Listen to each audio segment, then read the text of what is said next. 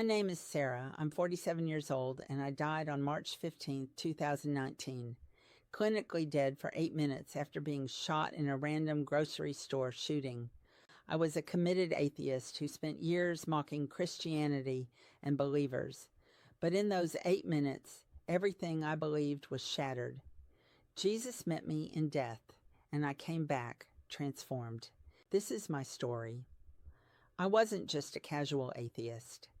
I was the kind who wrote blog posts debunking Christianity, who rolled my eyes at coworkers who mentioned church, who felt genuinely superior to people who believed in God. I had a master's degree in biology, and I wore my atheism like a badge of intellectual honor. Religion was for people who couldn't handle reality, I thought. It was a crutch for the weak-minded, a fairy tale for those too afraid to accept that death meant nothingness. And honestly, I was fine with nothingness. When people asked what I thought happened after death, I'd say the lights just go out. No heaven, no hell, no judgment. You simply cease to exist, and that was perfectly acceptable to me. I didn't need the promise of eternity to live a good life.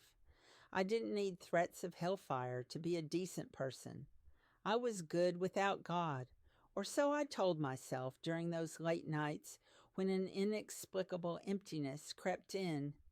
But I always pushed that feeling down, filled the void with career achievements, wine, Netflix binges, and a sharp sense of sarcasm that kept people at a safe distance.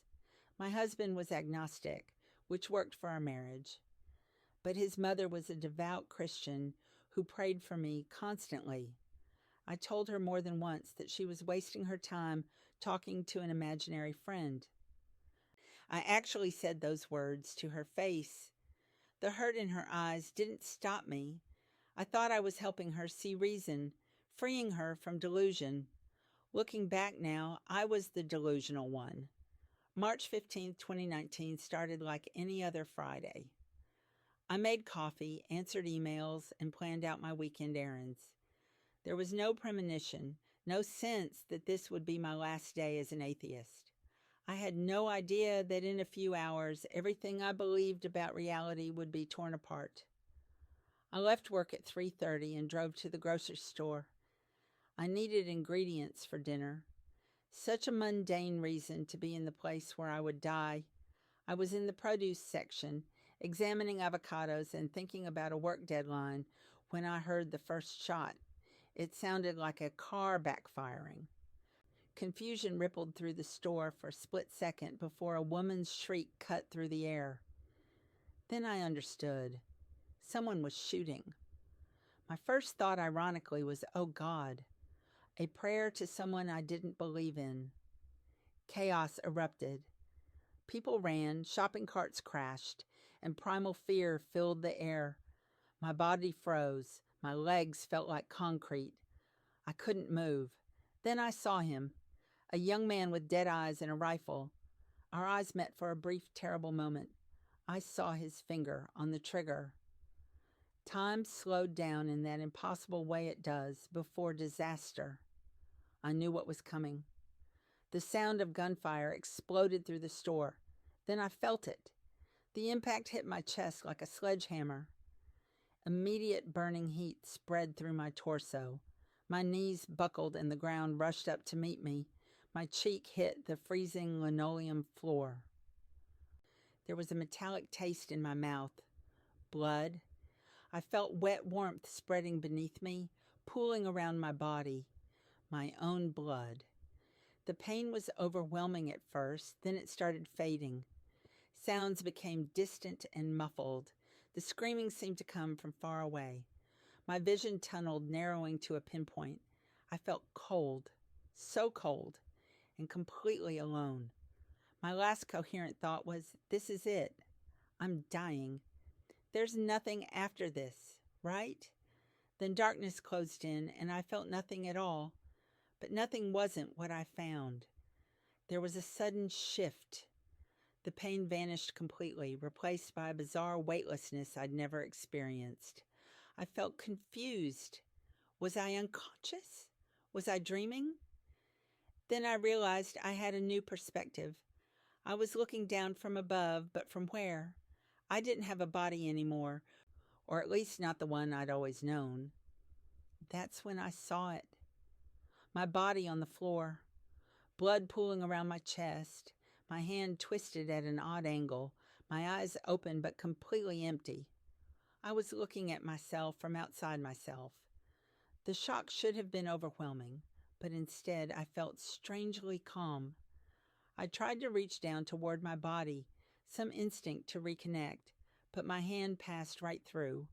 I wasn't a ghost exactly. I was more like pure consciousness, pure awareness without flesh to contain it. Below me, the scene continued in chaos. Paramedics rushed in. A young woman in uniform dropped to her knees beside my body, pressing her hands against my chest. I could see her lips moving.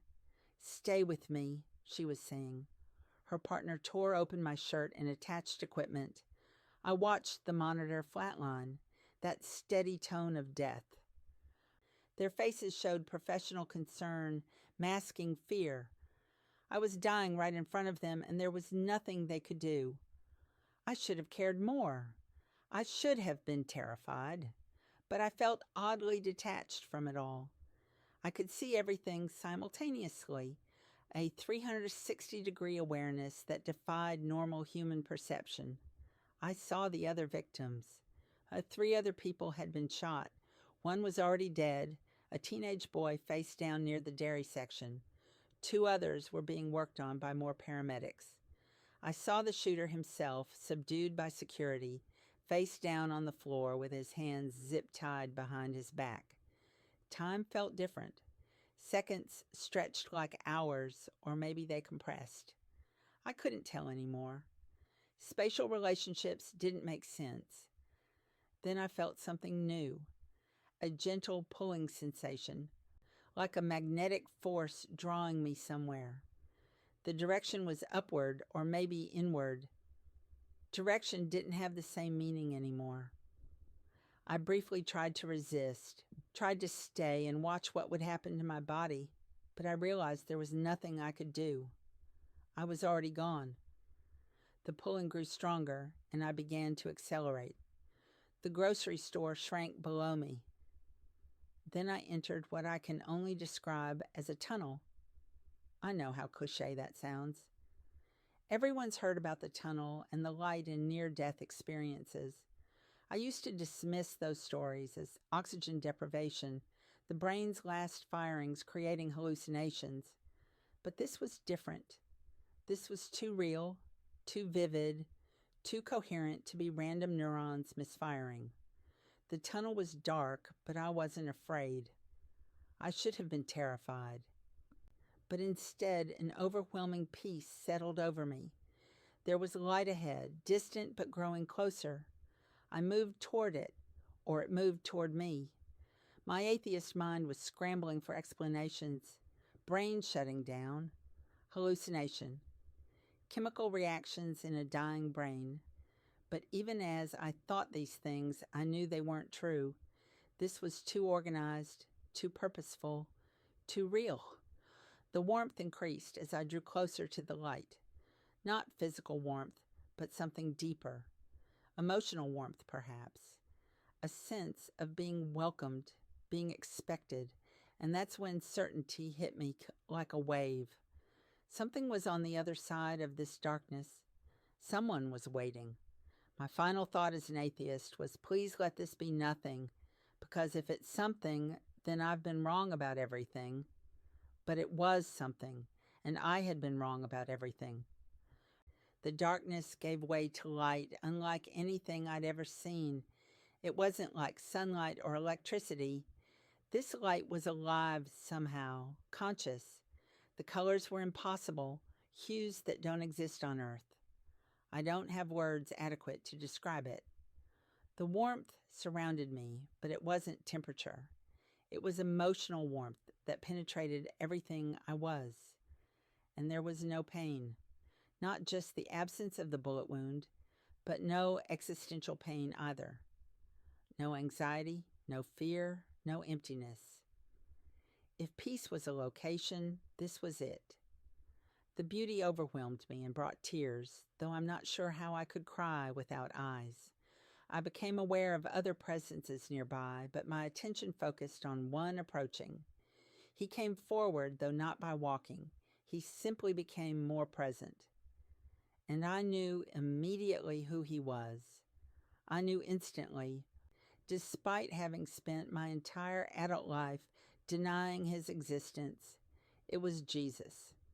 Don't ask me how I knew. There was no introduction, no announcement. I just knew in the deepest part of my being. His appearance wasn't like the paintings I'd mocked in museums.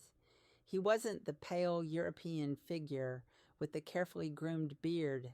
His features seemed somehow universal, and he radiated light from within.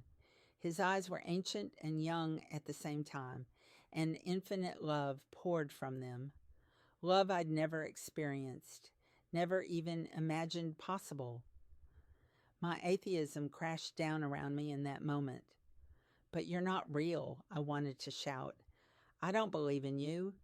His smile was both sad and joyful, as if he'd heard this exact protest countless times before. He didn't speak, not with words, but I understood him.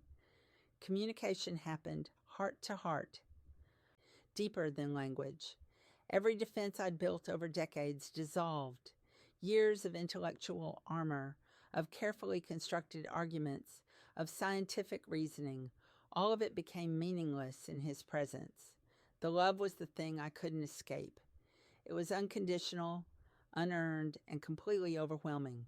I felt seen, completely seen. Every flaw, every sin, every ugly thought I'd ever had.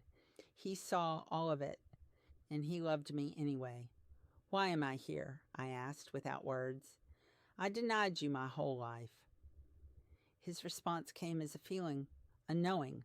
"I never denied you." Then memories flooded my mind. Moments I'd felt a mysterious pull toward goodness that I'd dismissed as evolutionary biology. Sunsets that moved me to tears for no logical reason. Unexpected joy that seemed to come from nowhere. He was there in all of it. I saw the people he'd sent into my life. My mother-in-law praying faithfully for years. A Christian co-worker who showed me kindness even when I mocked her faith. A stranger who helped me change a tire and refused payment, saying God told him to help. I thought I was alone in my atheism, rejecting God on my own terms.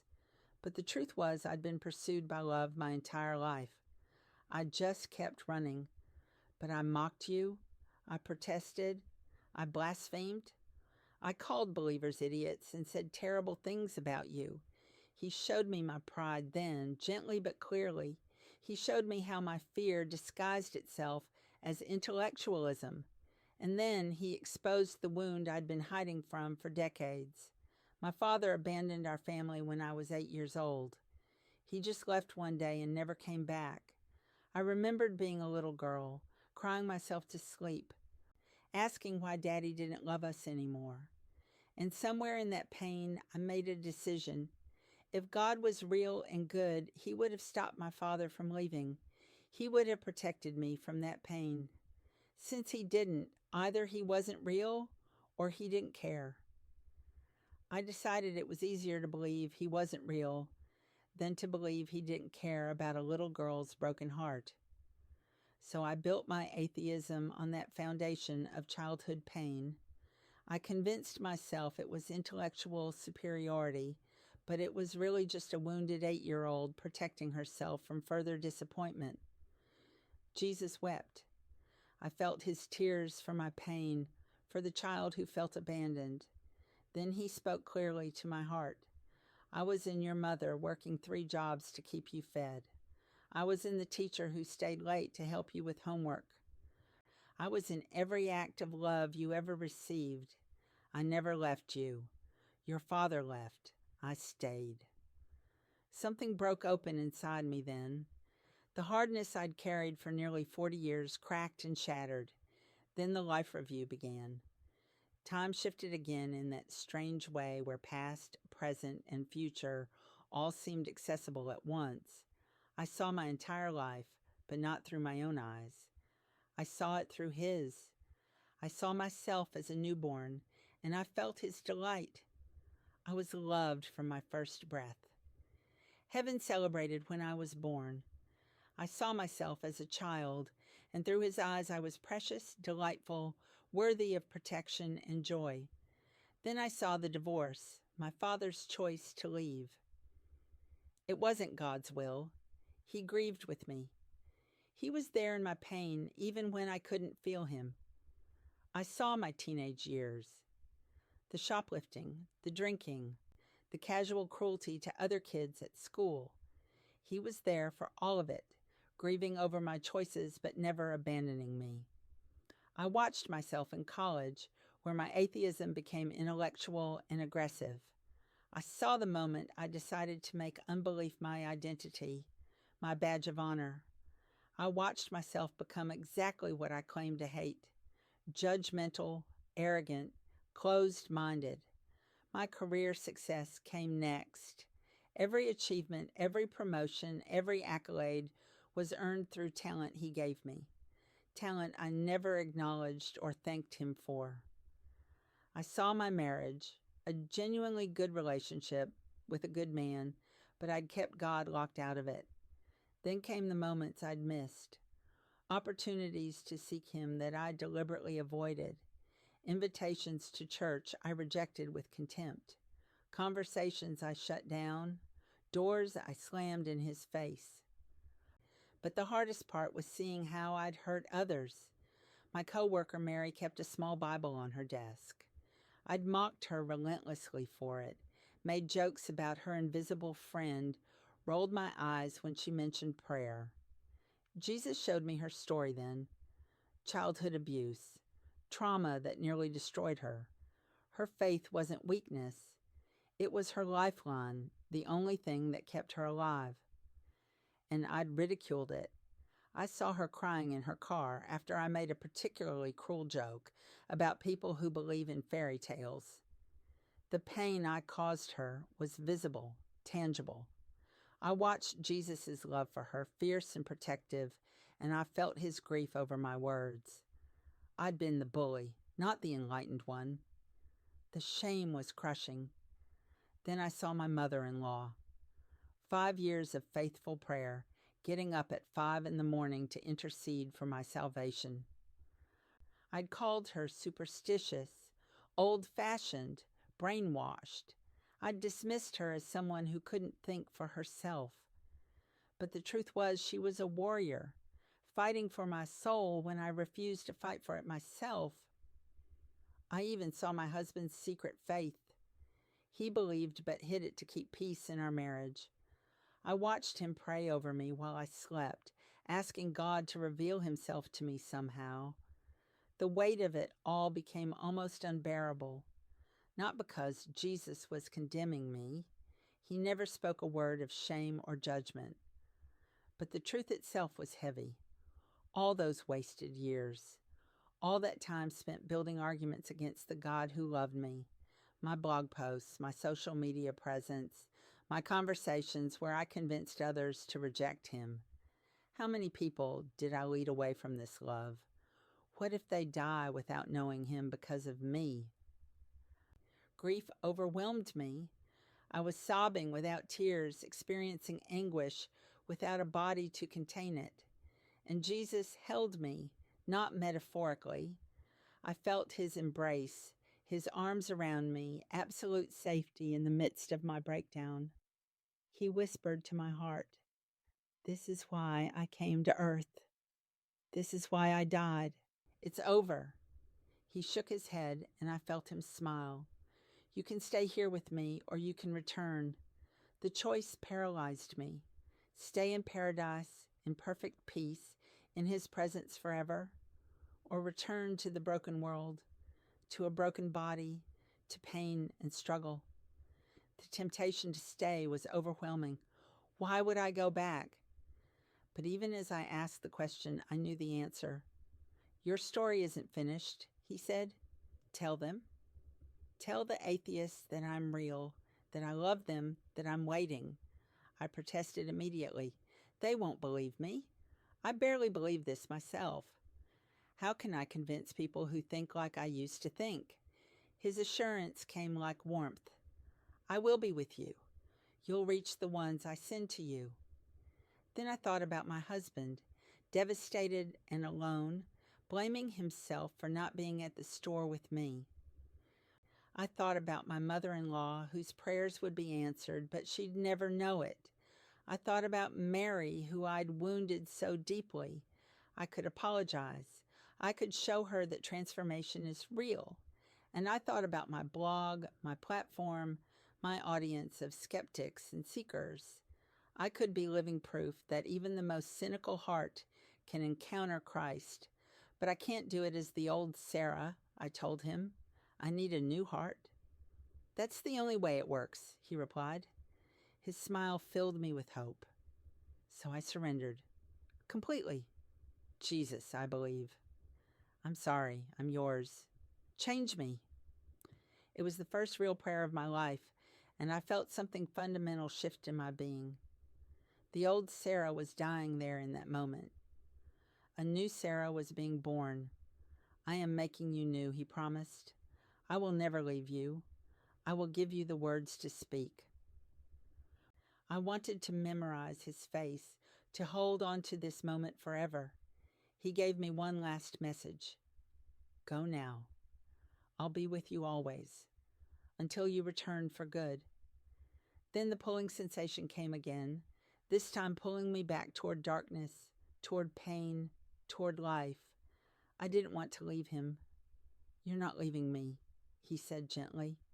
You're taking me with you. I fell backward through the tunnel, through the darkness, gathering speed. Body awareness began returning, the prison of flesh calling me back.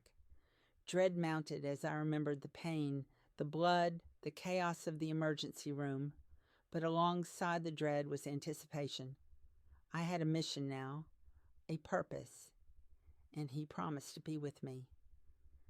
The light of paradise faded, but a glow remained inside me. I held on to his final promise as I plunged toward my broken body. Then suddenly, violently, I slammed back into physical form. Pain exploded through my chest like fire. Every nerve in my body screamed. I gasped desperately for air, choking and burning. Sounds assaulted me from every direction. Monitors beeping frantically, people shouting, chaos everywhere. Blinding fluorescent lights burned my eyes. Where am I? The grocery store was gone. I was in a hospital, an emergency room maybe. Then memory returned in fragments. The shooting, the bullet, dying, Jesus. Oh God, Jesus. I'd met Jesus and he sent me back. Voices shouted around me, she's back. We've got a pulse. Hands touched me everywhere, working urgently. I wanted to tell them what happened. I met Jesus. He's real. He sent me back. But I couldn't speak. There was a tube in my throat. Machines were breathing for me. A doctor's face appeared above me. A middle-aged man with shocked eyes staring at the monitor. You were dead, he said to someone else in the room. 8 minutes. No heartbeat, no brain activity. A nurse was crying. I've never seen anyone come back from that. The doctor kept talking, his voice filled with disbelief. The bullet hit directly in the chest. Should have destroyed the heart, but somehow it passed between the chambers, millimeters from instant death. The odds are 1 in a million, he said, and the blood loss should have killed her even if the bullet didn't. I can't explain this, but I could explain it. His name was Jesus. They put me in a medically induced coma while my body healed. Even unconscious, I had visions. His presence stayed with me, preparing me for what was coming. When I finally woke days later, the breathing tube was removed. My husband's face was the first thing I saw clearly.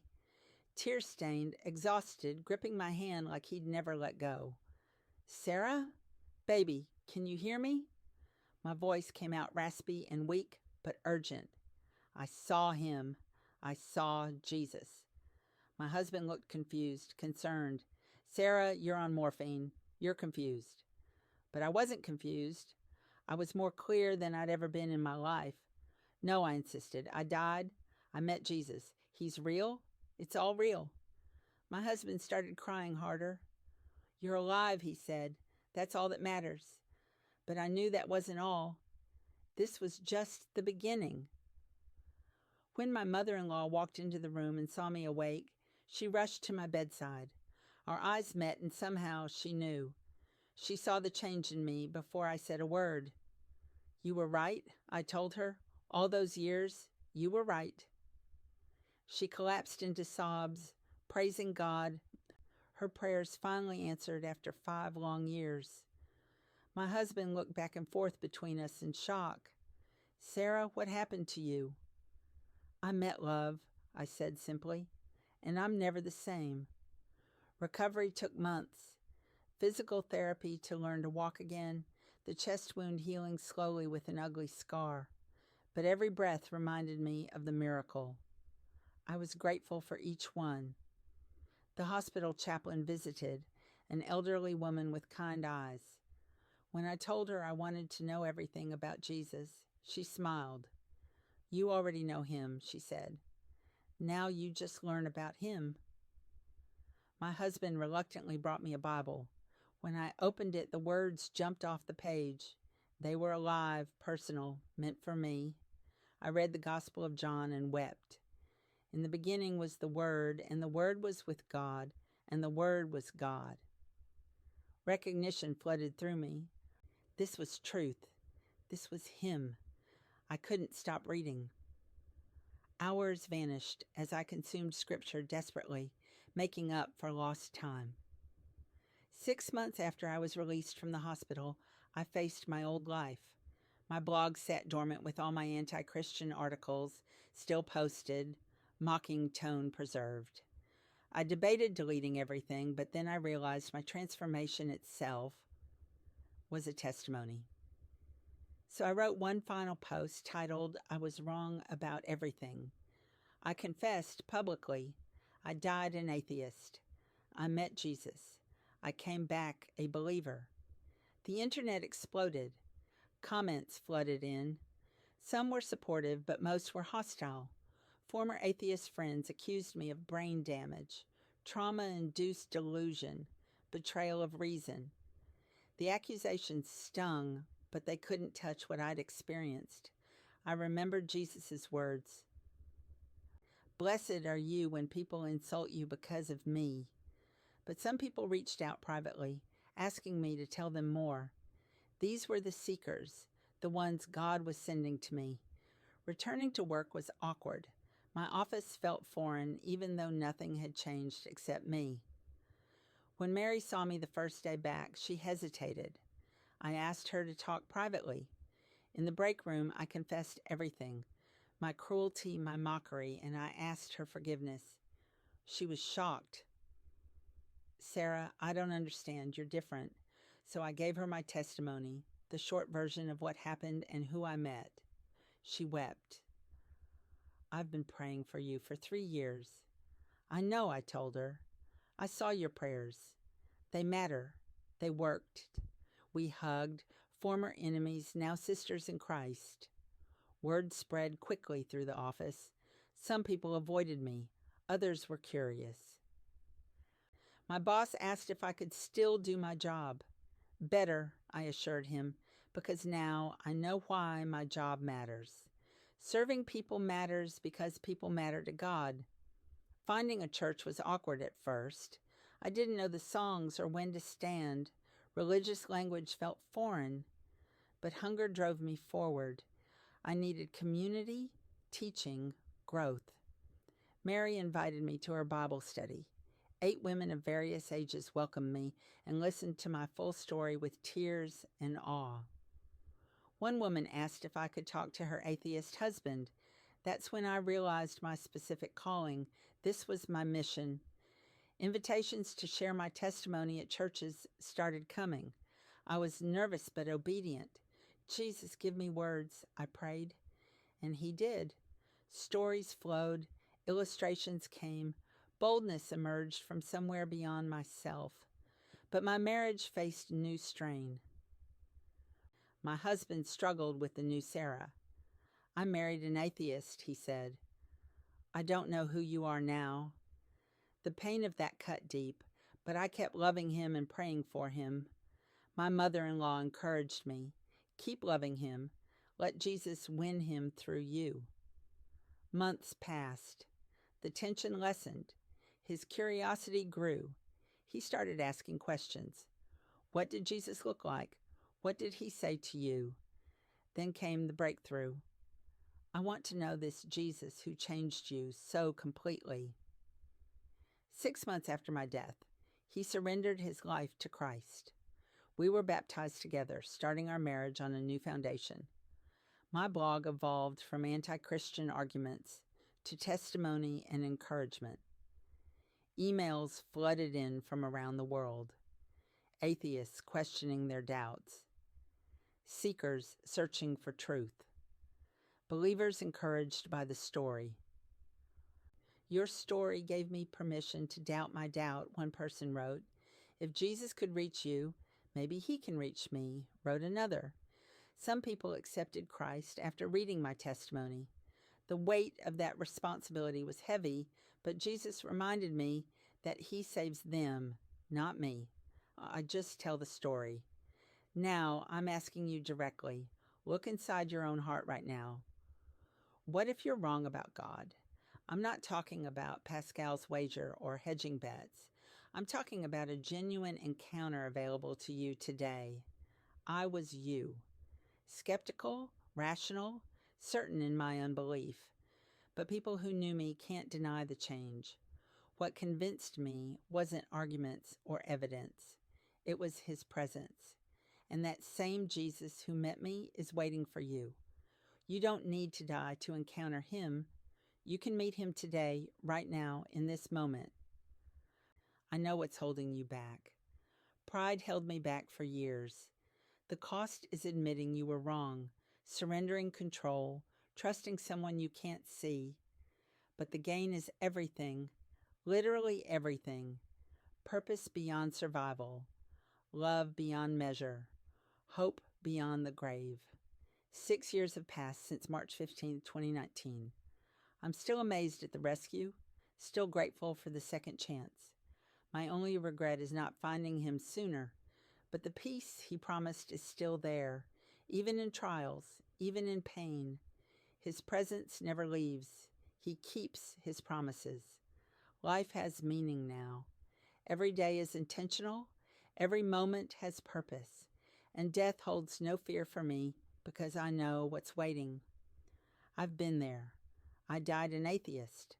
I came back a believer. And Jesus truly changed everything. Now it's your turn. Will you let him? You heard my story for a reason. This is your moment. The same Jesus who met me in death is calling you in life. He loves you. He's waiting. Don't make him wait forever.